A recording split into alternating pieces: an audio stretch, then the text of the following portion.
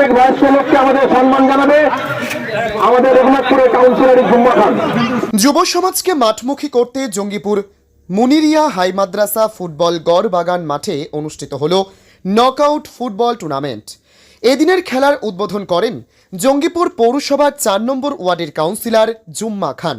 এছাড়াও উপস্থিত ছিলেন জঙ্গিপুর পৌরসভার প্রাক্তন চেয়ারম্যান মোজাহারুল ইসলাম সহ এলাকার বিশিষ্ট ব্যক্তিরা। মূলত যুব সমাজকে খেলাধুলোয় আগ্রহী করতেই এই খেলার আয়োজন করেছেন কাউন্সিলর।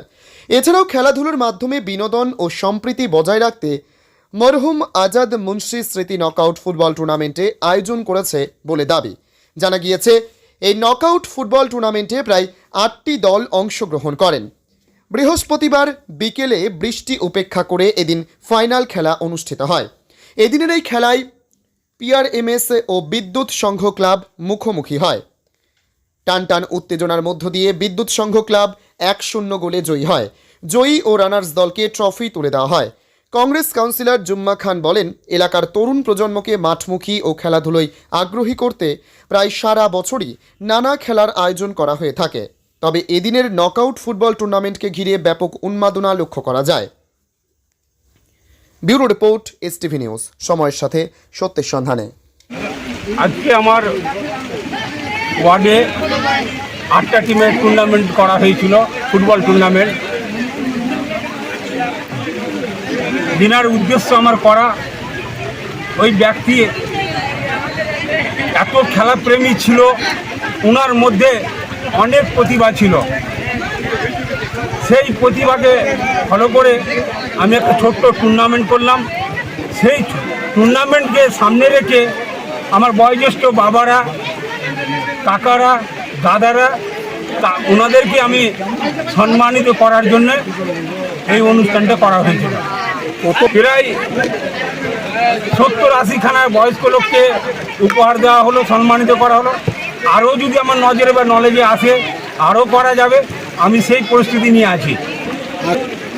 মাথাতে এলো বলতে গুরুজনদের ছায়ার তলে থাকতে এলে গুরুজনরা হলো বট গাছ, বুঝলেন।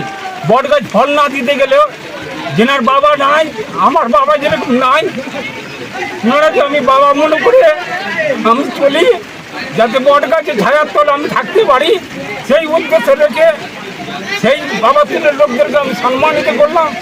তারপরে পরে আমার বাবা তুলের লোক এই জায়গাটাকে কাউন্সিলর হয়েছে, উনি বলেছিল, বাবা তুই এই ওয়ার্ডের এটাকে ধরো, একদিন জায়গাতে আসবা। সেই ব্যক্তিকেও স্মরণ করে আমি এগিয়ে চলছি, যাতে আমি বয়োজ্যেষ্ঠ বাবাদের কাছে দোয়া প্রার্থনা চাইছি, যাতে আমি ভালো সুকর্ম করে করতে পারি, আরও এগিয়ে গিয়ে আমি ভালো করতে পারি, সম্মান করতে পারি, সেই আমার আশা আকাঙ্ক্ষা। খান 4 নম্বর ওয়ার্ডের কাউন্সিলর। আমি তো প্রথমে ধন্যবাদ জানাবো 4 নম্বর ওয়ার্ডের কাউন্সিলরকে, যে নিজের ইচ্ছাতে, নিজের স্বইচ্ছায় বয়স্ক মানুষের যে সম্মাননা প্রদান করছে। এবং যে লোকটা মারা গেছে আমরা দেখেছি, আমাদেরকেও একদিন যেতে হবে, কেউ মৃত্যু ছাড়া বাঁচতে পারে, মানে জন্ম নিয়েছে তো মৃত্যু হতে হবে।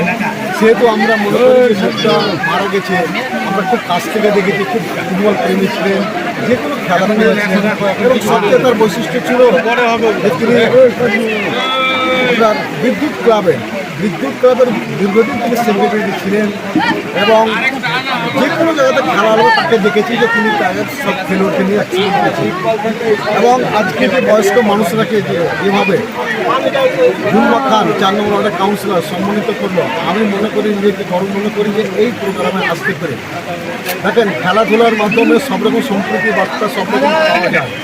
আমরা মনে করি যদিও আমাদের এলাকাতে খেলাধুলার মান অনেকটা কমে গেছে, তথাপি কিছু কিছু মানুষকে আমোদ প্রমোদ করার জন্য কিছু খেলা রাখতে হয় এবং খেলা করে, হ্যাঁ, এবং তাকে স্বাগত আমরা জানাচ্ছি।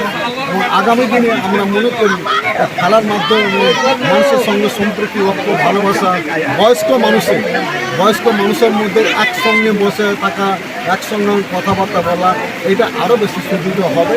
এবং আমরা চাই যে খেলার মাধ্যমে মানুষের মধ্যে একটা পরিবেশ গড়ে উঠুক, খেলোয়াড়ি মনোভাব হয়ে উঠুক, এবং যারা এখানে সমাজসেবী রয়েছেন, বয়স্ক মানুষ রয়েছেন, সকলকে বলবো এবং যারা দর্শক সকলকে বলবো তাদের যে আন্তরিকতা খেলার মধ্যে আরও বেশি ভালো হোক এই কামনা করে আমি সর্বশেষ যারা সাংবাদিক বন্ধু রয়েছে তাদেরকেও সর্বমঙ্গল কামনা করে এবং 4 নম্বর ওয়ার্ডের কাউন্সিলরকে ধন্যবাদ জানাই।